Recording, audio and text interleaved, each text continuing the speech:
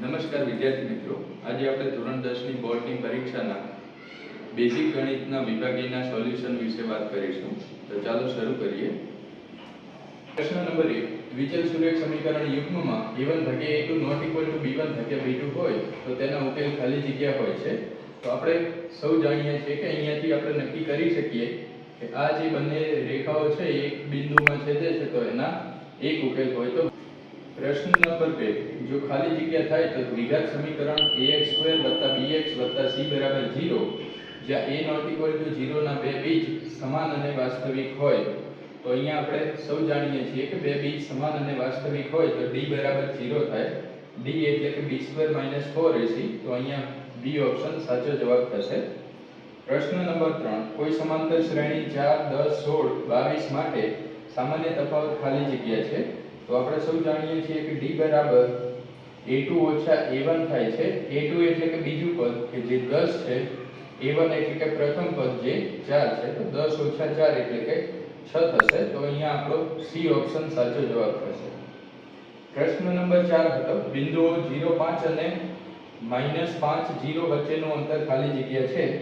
તો આપણે અંતર સૂત્ર વાપરવું પડશે. અંતર સૂત્ર છે x1 - x2 નો વર્ગ વત્તા y1 - y2 નો વર્ગ. હવે અહીંયાથી x1 એટલે કે x કે જે 0 છે માઈનસ x2 એટલે કે બીજા બિંદુનો x જે -5 છે. તો અહીંયા પ્લસ થશે વત્તા y1 એટલે કે 5 ઓછા y2 એટલે કે 0 એનો વર્ગ. તો અહીંયાથી થશે 5 નો વર્ગ 25 વત્તા 5 નો વર્ગ 25 એટલે કે અહીંયાથી થશે 2 વખત 25. તો 25 નું વર્ગમૂળ નીકળી જશે 5 અને વર્ગમૂળમાં 2 એમના એમ રહેશે. તો અહીંયા આપણો બી ઓપ્શન સાચો થશે. પ્રશ્ન નંબર 5. sec² θ - tan² θ બરાબર ખાલી જગ્યા. તો નિત્યસમ છે 1 + tan² θ sec² θ. આ tan² θ ને આ બાજુ આપેલા છે એટલે કે sec² θ - tan² θ. તો આન્સર આવશે 1. કોઈ માહિતી માટે x બાર બરાબર 25 અને z બરાબર 25 હોય તો m બરાબર ખાલી જગ્યા. તો આપણે સૌ જાણીએ છીએ કે જો મધ્યક અને બહુલકની કિંમત સરખી હોય તો મધ્યસ્થની કિંમત પણ એટલી જ થશે. તો એ ઓપ્શન આપણો સાચો જવાબ થશે. પ્રશ્ન નંબર 7. 3 + 2 વર્ગમૂળમાં 5 એ ખાલી જગ્યા સંખ્યા છે. 3 એ સમય સંખ્યા છે પરંતુ 2 વર્ગમૂળમાં 5 એ અસમય સંખ્યા છે. તો આ આખી સંખ્યા અસમય થશે. પ્રશ્ન નંબર 8. બહુપદી 4x² - 3x - 7 ના શૂન્યનો સરવાળો ખાલી જગ્યા છે. તો આપણે જાણીએ છીએ કે શૂન્યનો સરવાળો -b/a વડે દર્શાવાય છે. તો b ની કિંમત છે -3 ભાગ્યા a ની કિંમત છે 4. તો માઈનસ માઈનસ પ્લસ થશે 3 અને ભાગ્યા 4. તો આપણો 3/4 જવાબ આવશે. પ્રશ્ન નંબર 9. એક સિક્કાને 3 વખત ઉછાળતા મળતા શક્ય કુલ પરિણામોની સંખ્યા ખાલી જગ્યા છે. તો એના માટેનું એક સૂત્ર છે 2 ની n ઘાત. 2 n એ સિક્કાને કેટલી વખત ઉછાળે છે એ છે. તો અહીંયા 3 વખત છે. તો 2 ની 3 ઘાત 2 ની 3 ઘાત 8 થશે. તો પરિણામો કુલ 8 મળશે. પ્રશ્ન નંબર 10. tan θ * cot θ બરાબર ખાલી જગ્યા. તો આપણે જાણીએ છીએ કે tan θ અને cot θ એકબીજાના વ્યસ્ત છે. તો tan θ * cot θ 1 થશે. ત્યારબાદ પ્રશ્ન નંબર 11. વર્તુળને વધુમાં વધુ ખાલી જગ્યા સમાંતર સ્પર્શક હોઈ શકે. તો વર્તુળને વધુમાં વધુ 2 સમાંતર સ્પર્શક મળે. પ્રશ્ન નંબર 12. -2 - 3 0 1 2 3 અને 7 નો મધ્યસ્થ ખાલી જગ્યા છે.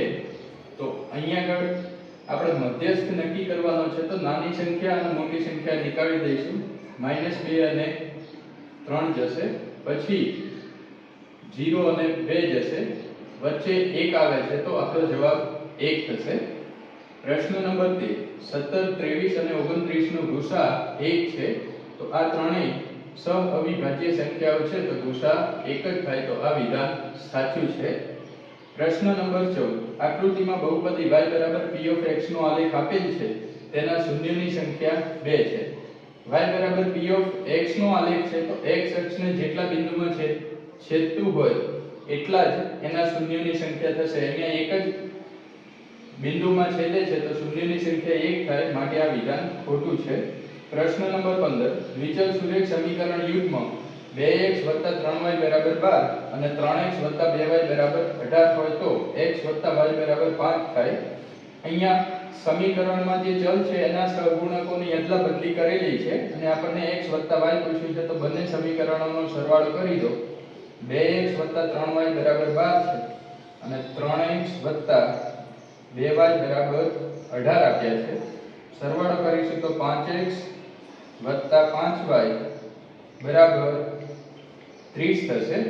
5 સામાન્ય કાઢી લઈશું તો 5x y વધશે બરાબર 30 ના પણ ભાગ પાડી દઈએ. 5 ગુણ્યા 6, 5 અને 5 બંને બાજુથી કેન્સલ થઈ જશે તો x y 6 જવાબ આવશે. પણ અહીંયા 5 આપ્યો છે તો વિધાન ખોટું છે. પ્રશ્ન નંબર 16 અશક્ય ઘટનાની સંભાવના 0 છે તો આ વિધાન સાચું છે. પ્રશ્ન number 17 a 2a 3a 4a સમાંતર શ્રેણી છે કે નહીં એ ચેક કરવાનું છે. તો સમાંતર શ્રેણી છે કે નહીં એ માટેનું ચેક કરવા માટેનું આ સમાંતર શ્રેણી છે કે નહીં એ માટે આપણે સામાન્ય તફાવત સમાન હોવો જોઈએ. સામાન્ય તફાવત d a2 - a1, a2 એટલે કે બીજું પદ 2a ઓછા a1 એટલે કે પહેલું પદ a, તો જવાબ આવશે a. એ જ રીતે આપણે a3 ઓછા a2 શોધી લઈએ. a3 એટલે ત્રીજું પદ જે 3a છે, a2 એટલે બીજું પદ જે 2a છે, 3a ઓછા 2a એટલે કે 1 થશે. તો અહીંયા આગળ d મળ્યો અને આ d મળ્યો, એ બંને જવાબો સરખા છે તો સમાંતર શ્રેણી છે. પ્રશ્ન નંબર 18 વર્તુળની અંદર આવેલા બિંદુમાંથી વર્તુળને કેટલા સ્પર્શક મળે? તો વર્તુળની અંદર આવેલા બિંદુમાંથી વર્તુળને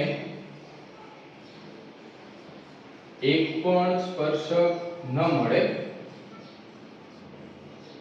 અથવા તો તમે લખી શકો કે 0 સ્પર્શક મળે. પ્રશ્ન નંબર 19 પાસાને એક વખત ઉછાળતા 6 નો અંક ન મળે તેની સંભાવના કેટલી?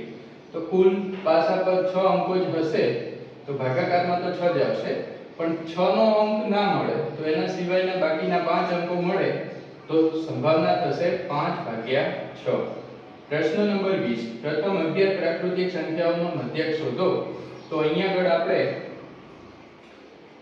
મધ્યક શોધવા માટે બધી સંખ્યાઓનો સરવાળો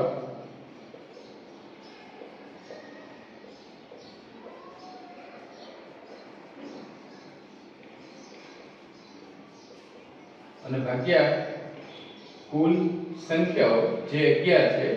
સરવાળો કરીશું તો 1 + 2 3 + 3 6 + 4 10 5 15 6 21 7 28 36 9 45 10 55 અને 11 66 ભાગ્યા 11 તો 11 6 66 તો મધ્યક આવશે 6. ત્યારબાદ જોડકા જોડો. અર્ધગોલકના વર્તુળાકાર આધારનો ક્ષેત્રફળ. તો અર્ધગોલકનો નીચે જે વર્તુળાકાર આધાર છે એ વર્તુળ જ હશે અને વર્તુળનું ક્ષેત્રફળ થાય છે πr², તો આપણો બી ઓપ્શન સાચો આવશે. પ્રશ્ન નંબર 22 5 રૂપિયાના સિક્કાનું ઘનફળ. 5 રૂપિયાના સિક્કાનું ઘનફળ એ નળાકારના ઘનફળ જેટલું જ થાય, તો આપણો જવાબ આવશે πr²h. પ્રશ્ન નંબર 23 થીટા ખૂણાવાળા વૃત્તાંશના ચાપની લંબાઈ. તો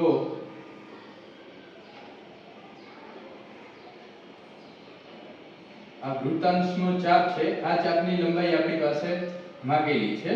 તો પૂરા ચાપની લંબાઈ આવે છે 2πr. અહીંયા આટલા થીટા વાળા ચાપની જ લંબાઈ છે તો થીટા ભાગ્યા આખા વર્તુળનો ભાગ છે 360. અહીંયાથી કેન્સલ થઈ જશે તો 180 આવશે, તો આપણો જવાબ આવશે πr થીટા ભાગ્યા 180. તો અહીંયા આગળ આ સી ઓપ્શન આવશે. વર્તુળનો પરિઘ. તો વર્તુળનો પરિઘ થાય છે 2πr, પણ અહીંયા એવો એક પણ ઓપ્શન નથી તો 2r ની જગ્યાએ આપણે d મૂકી શકીએ, કારણ કે બે ત્રિજ્યા બરાબર એક વ્યાસ થાય તો πd જવાબ આવશે, જે અહીંયા આગળ એ ઓપ્શન છે. તો આમ આજે આપણે બોર્ડ દ્વારા લેવાયેલા બેઝિક ગણિતના વિભાગીયના 24 પ્રશ્નોનું સોલ્યુશન જોયું. ધન્યવાદ.